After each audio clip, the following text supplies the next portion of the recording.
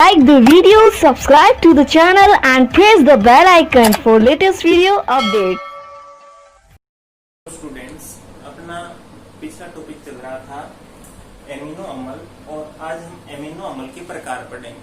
अब प्रकृति में कुल 20 प्रकार के एमिनो अम्ल हैं जो असंख्य प्रोटीन्स का निर्माण करते हैं। अब एमिनो अम्ल है वो दो प्रकार के होते हैं। एक तो कहलाते हैं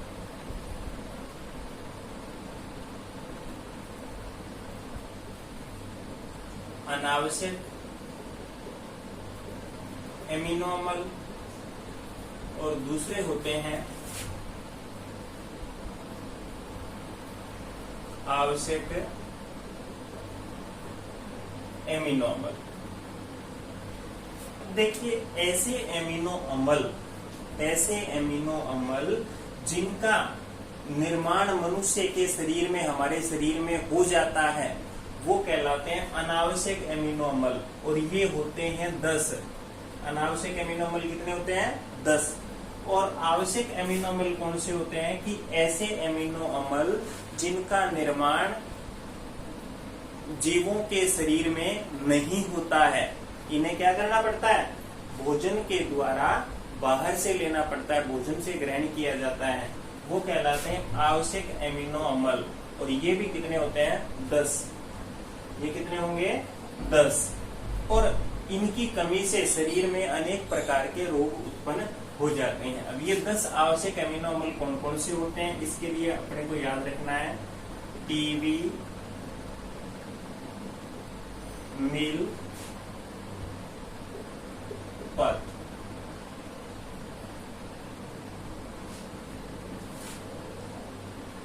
इस टी से बना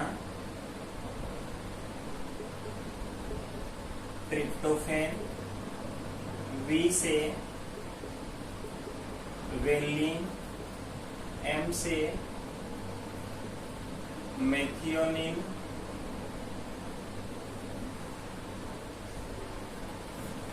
आई से आइसोल्यूसिन, एल से ल्यूसिन, इस एल से लाइसिन, पी से फेनिल एलेनिन, ए से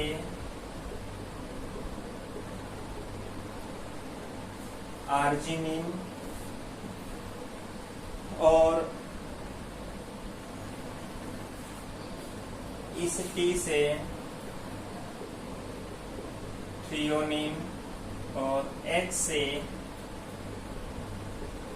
हिस्टिडीन। तो ये 10 एमिनो अम्ल हैं जिनका निर्माण शरीर के अंदर नहीं होता। इनको कहाँ? भोजन से लिया जाता है। कौन कौन से हैं ये?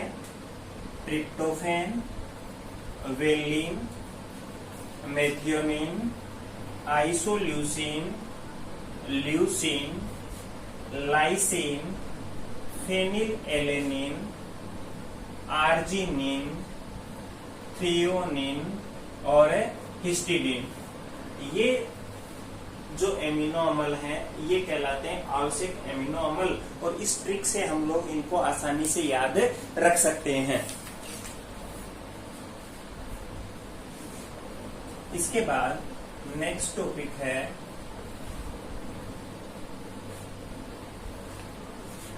पेप्टाइड।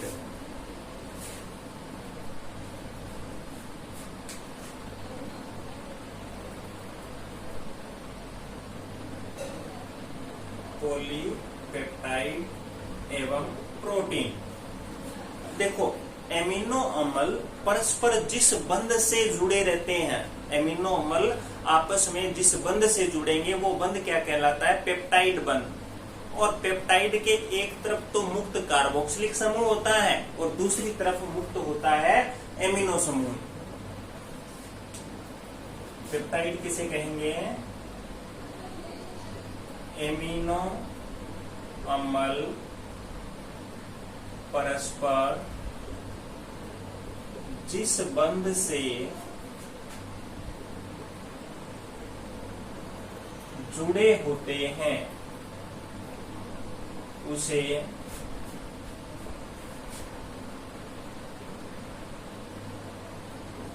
पेप्टाइड कहते हैं। पेप्टाइड के एक सिरे पर मुक्त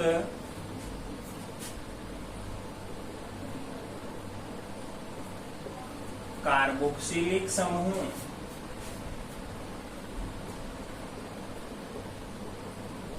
एवं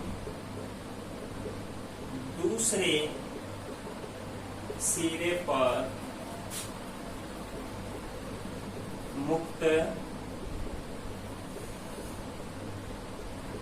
एमिनो समूह होता है।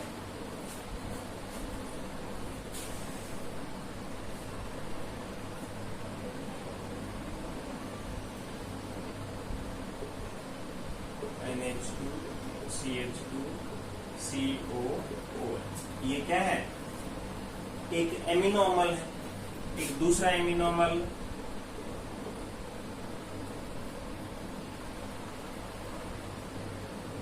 NH2 को ऐसे लिख दूं मैं, कोई फर्क नहीं पड़ना।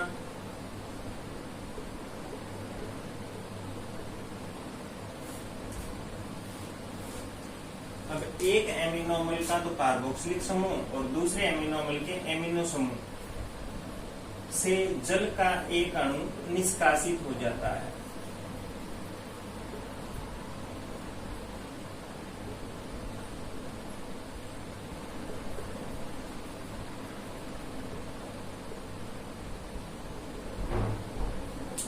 अब ये जो बंध है, इस बंध को क्या बोलते हैं? पेप्टाइड बंध। अब इसमें एक तरफ तो मुक्त एमिनो समूह है और दूसरी तरफ मुक्त क्या है? कार्बोक्सिलिक समूह है। और एमिनो अम्लों की संख्या के आधार पर पेप्टाइड है वो कई प्रकार के होते हैं, जैसे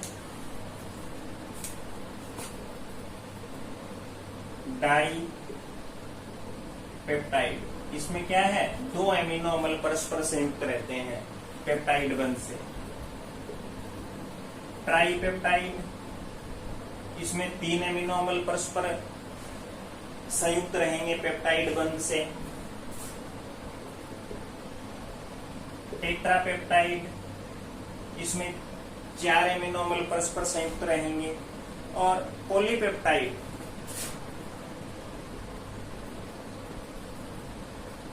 इसमें 10 से अधिक एमिनो अम्ल परस्पर क्या है? पेप्टाइड बंध से बंधित रहते हैं।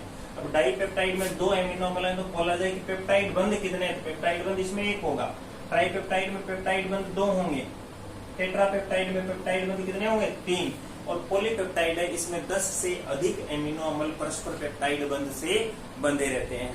ओके, पॉलीपेप्टाइड क्या हो गया कि इसमें 10 से अधिक एमिनो अम्ल जुड़े रहेंगे, यानी 10 से अधिक एमिनो अम्लों से बना पेप्टाइड क्या कहलाएगा? पॉलीपेप्टाइड। और जब किसी पॉलीपेप्टाइड का अणुभार 10,000 से अधिक हो जाता है तो उस पॉलीपेप्टाइड को क्या बोलते हैं? प्रोटीन। जब किसी पॉलीपेप्टाइड का अणुभार 10,000 से अधिक हो जाएगा तो उसे बोलते हैं प्रोटीन। इसके बाद नेक्स्ट टॉपिक,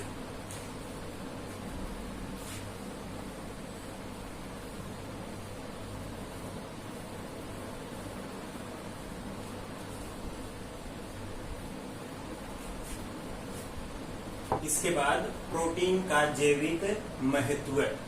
तो सबसे पहले कोशिकाओं के रचनात्मक अवयव के रूप में तो विशेष प्रोटीन है। कुछ विशेष प्रोटीन विशेष प्रकार की रचनाओं के निर्माण में प्रयुक्त होती हैं, जैसे बाल और नाखून केरेटिन नामक प्रोटीन से निर्मित होते हैं। बाल और नाखून किससे? केरेटिन नामक प्रोटीन से। संयोजी ऊतक के अंदर कोलेजन नामक प्रोटीन पाई जाती है। मांसपेशियों के अंदर मायोसिन प्रोटीन पाई जाती है। दूसरा, जैव उत्प्रेरक के अंदर, अब देखिए उत्प्रेरक, जो जैव उत्प्रेरक है, जैव उत्प्रेरक यानी एंजाइम, सभी जो एंजाइम हैं वो प्रोटीन से मिलकर बने होते हैं। किससे मिलकर बने होंगे? प्रोटीन से। एंजाइम किससे मिलकर बने हैं? प्रोटीन से।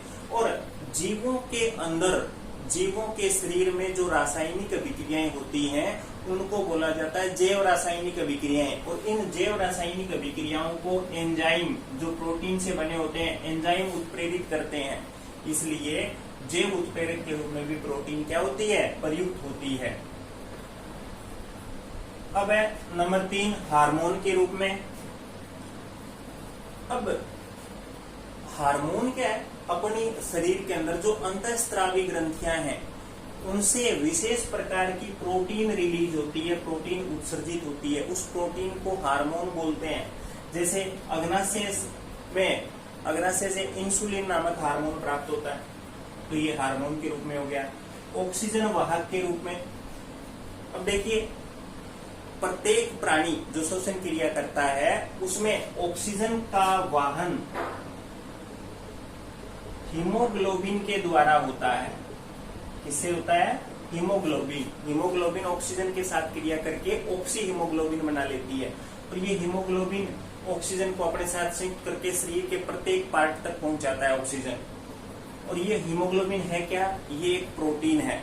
तो ऑक्सीजन वाहक के रूप में भी प्रोटीन काम में आ रही है। जब हीमोग्लोबिन के शरीर के अंदर कमी हो जाए तो व्यक्ति का सांस फूलने लगता है, क्योंकि ऑक्सीजन कम मिलती है। अब इसके साथ ही शरीर की सुरक्षा के अंदर भी प्रोटीन काम में आती है। क्यों? एक इम्यूनोग्लोबिन एंटीबॉडीज है, ये प्रोटीन से निर्मित होती है, एक विशेष प्रकार की प्रोटीन है। और ये जो सूक्ष्म जीव हैं उनसे हमारे शरीर की रक्षा करती है ये एंटीबॉडी। कौन सी? इम्यूनोग्लोबिन्स। नेक्स्ट है शरीर की वृद्धि और मरम्मत। शरीर का बाह्य आवरण जो है वो प्रोटीन का बना होता है, और शरीर की वृद्धि और विकास के लिए प्रोटीन है वो अति आवश्यक होती है। तो प्रोटीन शरीर की वृद्धि और मरम्मत के लिए भी आवश्यक है। ये प्रोटीन के क्या है? जैविक महत्व हैं।